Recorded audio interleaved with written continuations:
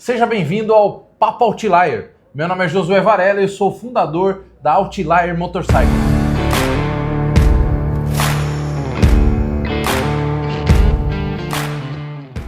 Você deve estar se perguntando o que é o Papo Outlier. Papo Outlier é um quadro dentro dos perfis oficiais da marca que tem como objetivo entrevistar pessoas diferentes, fora de série e que nos ajuda a construir essa comunidade que é a Outlier Motorcycle. E o meu primeiro convidado do Papo Outlier é o Baionês. E ele veio aqui falar sobre como é viver a cultura custom morando no Japão. Bem-vindo, Baionês. Obrigado. Vamos lá. Prazer ter você aqui, cara. Obrigado, muita honra estar participando desse bate-papo aqui hoje. Pô, animal ser você o primeiro cara a participar disso, até porque você foi um dos primeiros que ouviu falar sobre a ideia e o conceito da Outlier quando a gente trabalhava juntos. Quando trabalhávamos juntos nesse universo corporativo, né, na indústria, certo? Fico muito honrado de estar participando aqui, poder contar um pouco da minha experiência no Japão.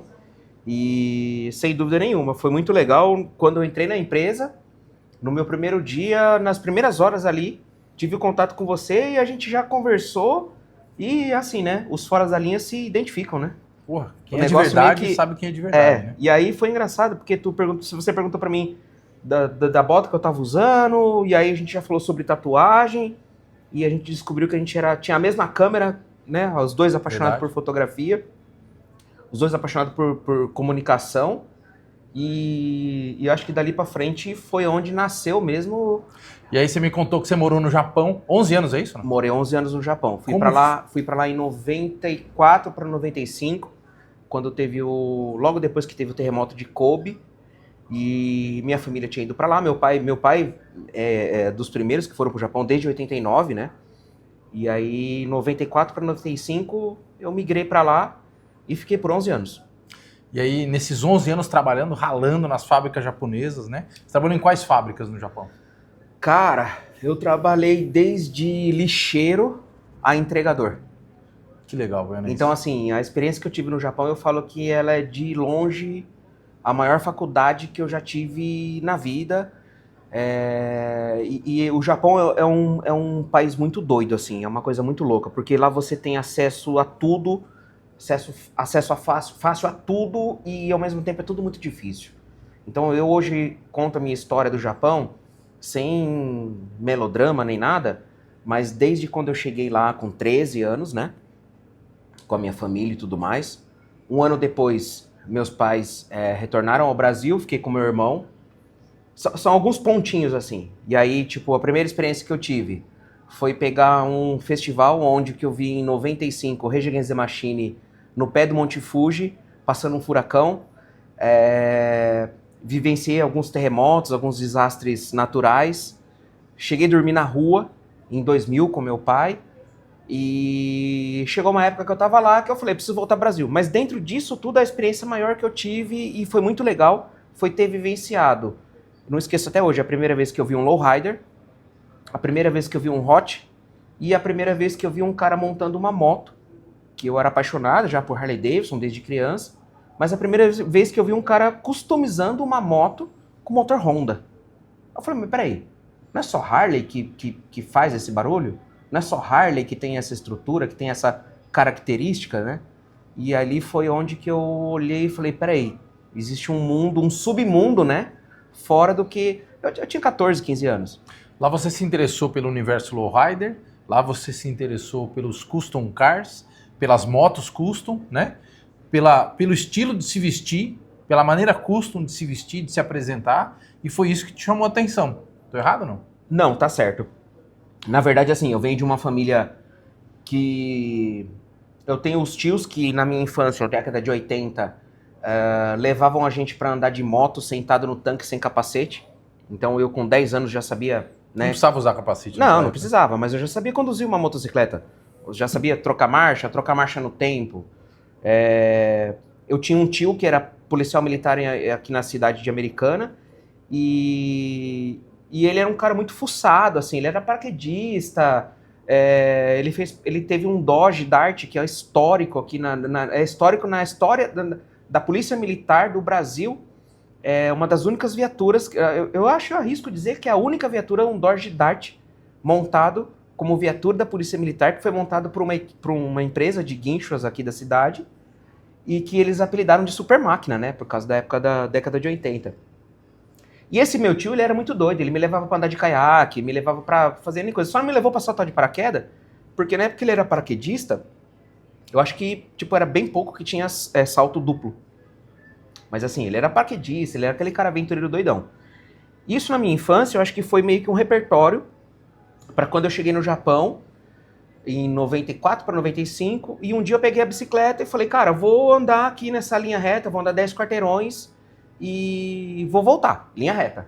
E eu não esqueço até hoje. O que você viu nesses 10 quarteirões? Então, a hora que eu cheguei assim no semáforo da estação, a primeira coisa que eu vi, que eu não esqueço até hoje, era uma Impala azul bebê, coisa mais linda, fazendo a curva para a esquerda assim, em 3 rodas. As rodas douradas, pneuzinho faixa branca. Eu tô falando isso em 94 para 95. A hora que eu olhei aquilo, eu falei, meu, que porra é essa, velho? Diabo é isso? Ou seja, um Chevy Impala, né? Que podia estar no México. No Japão. Né? Mas estava no Japão. E andando andando com 3 rodas, uma outra roda toda torta ali. Eu falei, que isso, velho? E aí eu falei, cara... Quero mergulhar nesse universo, quero conhecer Não, isso eu aí. quero saber o que é isso. Pra mim o carro tava quebrado. Aí eu peguei e era na estação. Eu tava já assim, a estação fazia um balãozinho. Eu peguei e colei lá. Falei, vou encostar na estação pra ver o que tá acontecendo. A hora que eu cheguei lá, cara, tinha diversos carros. Inclusive alguns carros japoneses. Uhum. Que eu não entendi o que era o universo lowrider. Eu fui entender depois de, sei lá, 5, 6 meses que eu tive contato com o Tata, contato com o japonês, porque lá no brasileiro, no Japão funciona o seguinte, na época que eu tava lá, os caminhõezinhos passavam vendendo produtos japoneses a cada 15 dias. Então a gente recebia jornal, revista, coisa de meses atrás, assim. E na época eu já gostava de tatuagem, piercing. E uma das revistas que chegou pra mim, eu comprei, sei lá, tipo 10 revistas, sei lá, era tudo edição velha. Mas tinha lá uma edição com um Landau, um Galaxy 500, não lembro, verde, com tudo dourado, com suspensão. E aí, tipo, a entrevista, o carinha falando lá que o amigo dele no Japão mexia com suspensão hidráulica e tal. Eu falei, cara, na época a gente, assim, não tinha WhatsApp, não tinha essa comunicação. A gente gastava uma grana alta pra comprar um cartãozinho, 3 minutos, entrar numa cabine telefônica, botar o cartão, mãe, tudo bem? Ó, tá tudo certo aqui, tá? Não, mãe, tô almoçando, tô usando blusa, tal, não. Mãe, como é que faz um purê de batata? Não dava tempo. Acabava o cartão. Então eu tinha que escolher, ou falar com a minha mãe, ou ligar pra esse cara da revista de tatu. Liguei pro cara da revista de tatu. E aí, mano, beleza? Ô, mano, qual que é? Mano, Tata sempre muito hardline, respeitando a cultura lowrider. Primeiro contato que eu fiz, ele já falou, mano, quem que é esse cara aí? Quem que é esse doido que tá caindo de paraquedas? Porque ele já seguia essa cultura. Quando eu expliquei quem eu era, gastei mais um cartão, botei mais um cartão, e eu, Tata, tô no Japão. Cara, eu sou um moleque, eu tenho 15 anos, eu vi a sua revista aqui, expliquei a real, como ele já tinha essa real vida japonesa com o japonês, talvez ele deu um pouquinho mais de abertura ali, né? E aí foi onde eu consegui ter contato com o japonês na época. E aí fui conhecendo um pouquinho da cultura lowrider. E em pouco tempo, eu sempre fui um cara que gostei mais do lado underground, do lado alternativo das coisas. E quando eu cheguei no Japão, era difícil encontrar a galera que gostava de rock, gostava de hardcore, ska, as músicas, as coisas que eu gostava. Porque era muito comum chegar lá e o pessoal tá vivenciando o que eles viviam no Brasil. Que aqui na minha época já não era uma coisa muito comum, que eu gostava, andar de skate. Você encontrava o skatista na rua, você trocava de calçada, né? E aí eu dei a sorte de chegar no Japão e encontrar uma galera, um universo grande disso, esse universo underground. E com isso, eu acabei conhecendo uma loja que vendia peças e carro de lowrider, mas era pouco acessível, porque eles viviam a cultura mesmo. Você não chega lá e compra um lowrider.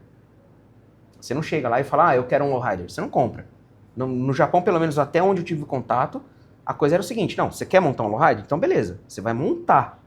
Você não chega aqui... Você vai viver isso com a gente. Não, Você vai viver o rolê. Exato. Você não vai simplesmente comprar, não é Não, pra a década um. de 80, você tá usando a camiseta do Ramones na rua, se o cara chegar e perguntar pra você, fala a música 3 do disco tal, se você não souber, era cascudo. O couro come. Então lá eu senti isso. Por sorte, um dos clubes da cidade vizinha onde eu morava tinha um brasileiro, um carinha lá que cresceu no Japão, o português dele era todo bagunçado, inclusive, mas ele era um cara que ele falava que ele sentia falta do Brasil. E aí eu procurando peças, não lia japonês, comprava revista, ficava tentando traduzir com dicionário, porque não tinha digital, né? Era um dicionáriozinho verde. e procurava lá a letra e tal. Eu falei, cara, tem uma cidade aqui do lado, 5 quilômetros, que vende peça de lowrider, vou lá. Cara, a hora que eu cheguei lá, parecia que eu tava entrando numa boca de droga, de fumo, porque era um negócio muito restrito. Mas Era mega underground. Né? Underground. Mas fui muito bem recebido, e aí, na época, eu já tinha o domínio do japonês, e foi muito legal, porque quando eu cheguei, me apresentei, expliquei o que eu tava buscando, os caras falaram assim, ó, peraí, tem um brasileiro no clube. Eu falei, puta que pariu, fechou. Os caras, peraí, vão ligar pra ele agora. Os caras ligaram pra ele, falaram em japonês com ele, passaram o telefone pra mim, e ele já perguntou assim, mano, e aí, qual que é? Você quer montar um lowrider, mas você tá ligado à cultura? Eu falei, cara, ó, vamos lá, eu não tenho nem carta, eu sou menor de idade, eu descobri a cultura, expliquei a história Gostei desse negócio. eu expliquei a história da estação, aí eu falei do Tatá, ele não sabia quem era o Tatá, porque ele vivia o universo lá. Esse cara, ele era totalmente desligado, o Léo, ele era totalmente desligado do universo no Brasil. E isso é muito legal, porque você vê que ele não tava na modinha, ele tava realmente inserido na cultura. Ele era de verdade. Era de verdade. E aí ele meio que veio sabatinar eu, e eu, tipo, virgão, falei, cara, desculpa, mas eu não entendo a cultura. Eu vi o carro, achei legal, eu gosto de carro antigo, gosto de skate, gosto de banda X, Y, Z, e aí a música, né, acabou meio que trazendo pra perto. Nesse mesmo dia à noite ele colou em casa, e ele já tinha uma Impala maravilhosa, verde. Foi lá te mostrar a Impala. Na verdade ele foi meio que tipo assim, qual que é a tua? Vamos lá. Deixa eu ver quem é esse moleque. E cara, foi a primeira vez, eu tô arrepiado aqui, foi a primeira vez que eu entrei num lowrider e a gente saiu pra dar um rolê. Ali, aquela história do bichinho que morde. Picou. O custom te picou. Foi ali que o negocinho mordeu. 95, mais ou menos. 11 anos de Japão? 11 anos de Japão. Baionês é porque sua mãe é baiana e seu pai é japonês. Minha mãe é baiana e meu pai é japonês. Meu pai, ele é filho de japoneses. Meu pai, ele é 100% japonês. E minha mãe é baiana, né? Veio da Bahia. Meus avós são... Meu avô era português de Portugal e minha avó era neta de escravos. E aí a junção nasceu o baionês. Legal.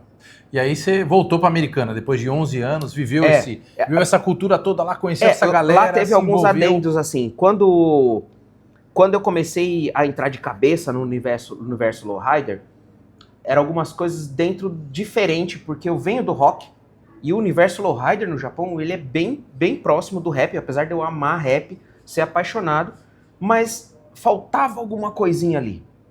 Foi quando um dia num rolê, um amigo falou assim, cara, você conhece tal lanchonete? Não conheço. Ah, vamos colar lá, porque lá cola a galera do lowrider, cola a galera das motos, a galera dos carros antigos, tal. Beleza.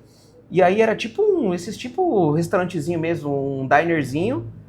E a hora que eu cheguei lá tinha um Ford 29, com o capô, sem tampa no capô, motorzão V8.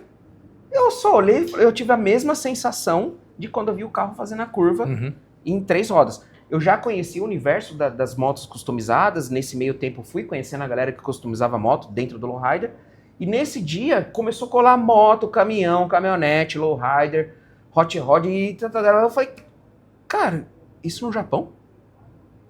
Por quê? Um universo americano, um universo mexicano, no Japão. Mas isso é influência do pós-guerra, né? Sim, total. Dos americanos, né? Do Japão pós-guerra, né? Eles acabaram, enfim, vivenciando tudo isso, cultuando o American Way of Life. Sim, isso, né? American Way of Life, total. Pô, até hoje as Harleys antigas no Japão são super cultuadas, pra mim super ótimo, valorizadas. Né? Porque perninha curtinha, né? Então você fica ali. Tudo funcionava. E aí acho que também um pouco porque o exército americano ficou, não sei se ainda tá lá, mas até pouco tempo atrás o exército americano ficou lá. Então tem muito dessa cultura, né? Mas assim, ali foi onde eu comecei a sair um pouquinho, migrar, não sair, mas migrar do universo lowrider.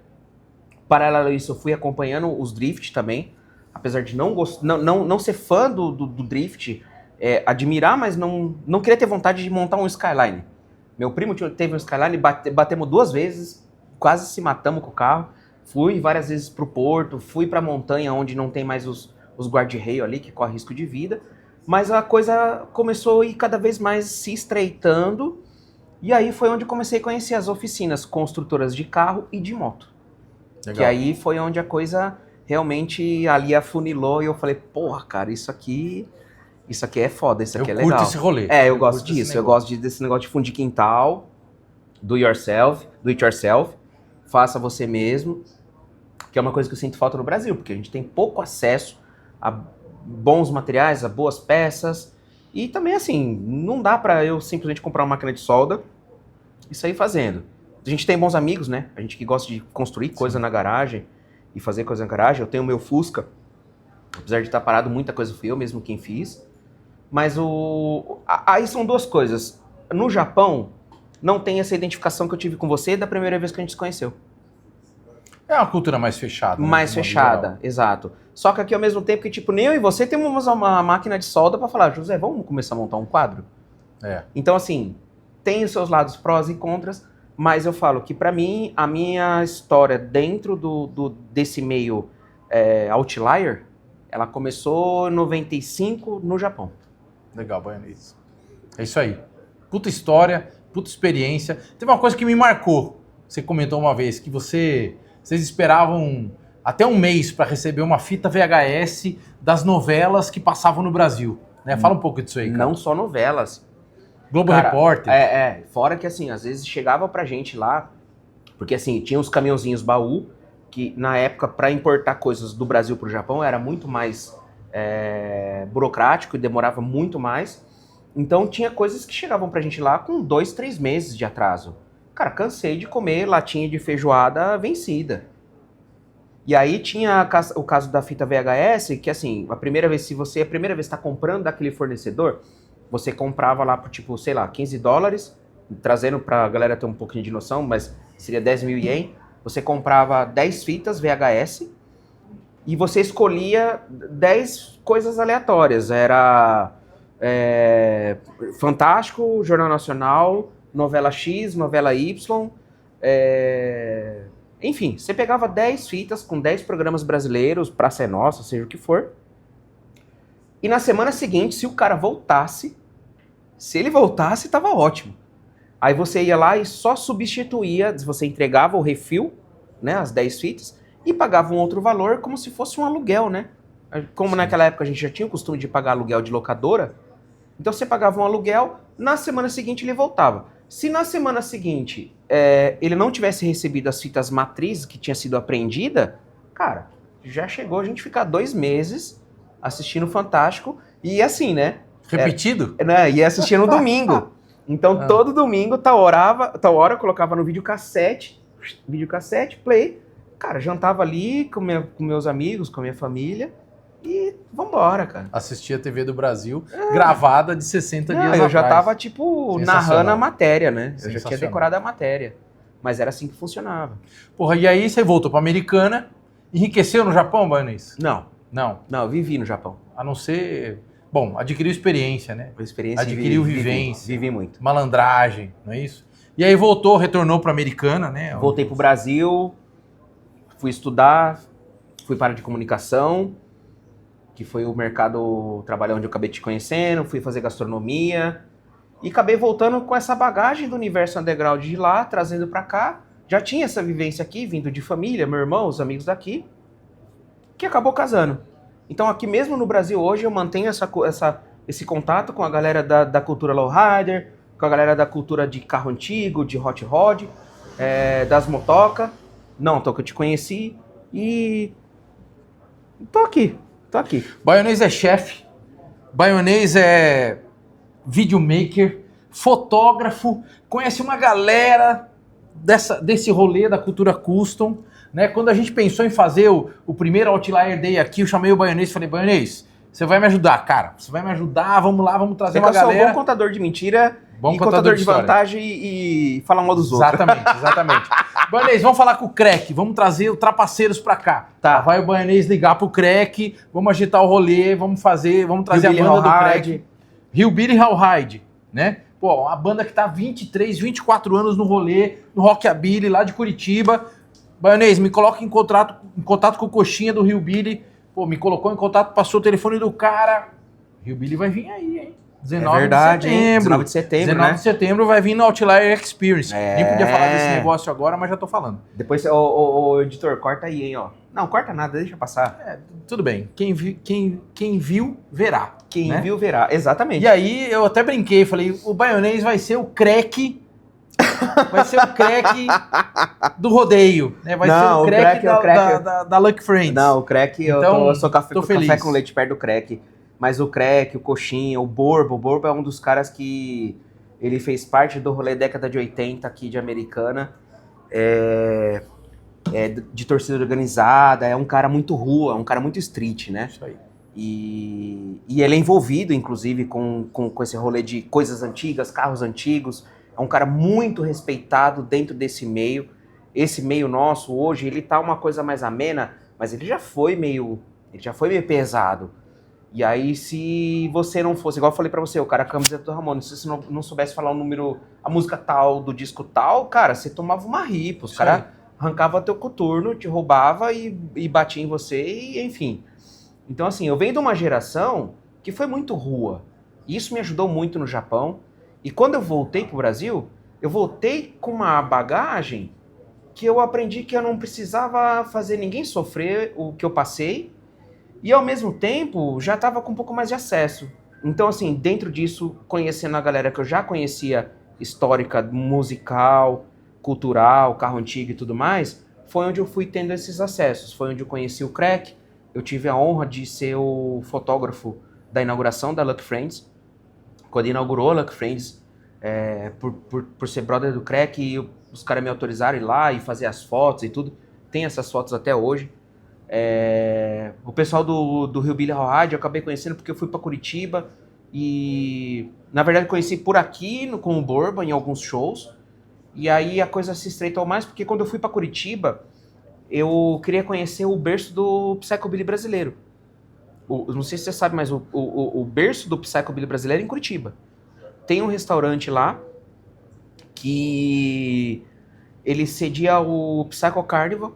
E ali ele, cara, é um cara que, assim, eu sei pouco da história, mas o pouco que eu sei o quanto tem de valor.